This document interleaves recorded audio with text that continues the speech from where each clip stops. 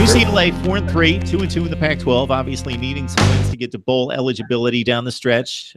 Washington with the Pac-12 in its sights, looking for the North Division, but with its most likely two most difficult games coming up in Stanford and Washington State, enters at 6-1. But the college football world kind of looking down on the state of Washington right now based on what Washington State did earlier, but then crashing to the ground against Cal at 37-3 and Washington losing at Arizona State. So despite just the one loss for the Washington schools, the Apple Cup will possibly not be as big, even though it could be for a division championship. Just we're so college football playoff minded, Tony. It sometimes hurts me. I love the college football playoff. I think it's great. I think it should be expanded, but it hurts me that the conference championships have taken a bit of a hit in a lot of people's eyes, just if they don't directly mean you're going to a college football playoff. That's the only meaning left in the conference championships for some people. Well, if it's going to get you to the playoff, then it means something. Yeah, you know what? I think that's an interesting point to bring up. As someone who started watching college football when he was 7 years old, and we'll just say that was more than a few decades ago, you know, the Apple Cup is a great game to watch, regardless of whether it's going to get Washington or Washington State into the college football playoffs. It's a great game.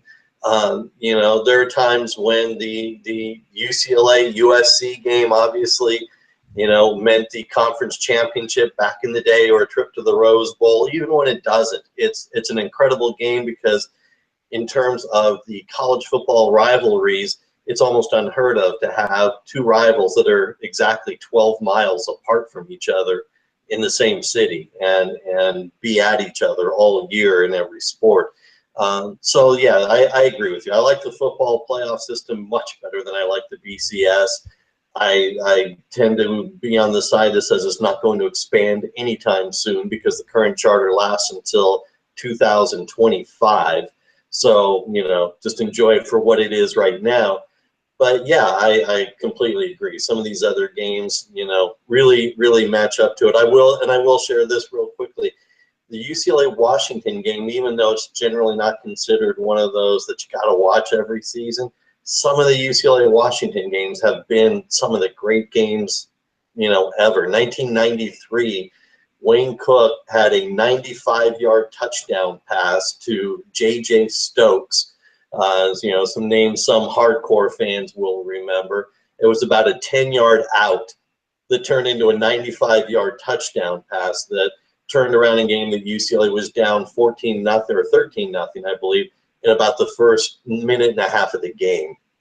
And so there have been, in the Don James era and the Terry Donahue era of these two schools, some great matchups, and this one will be good. I really think that it's a very good Washington defense.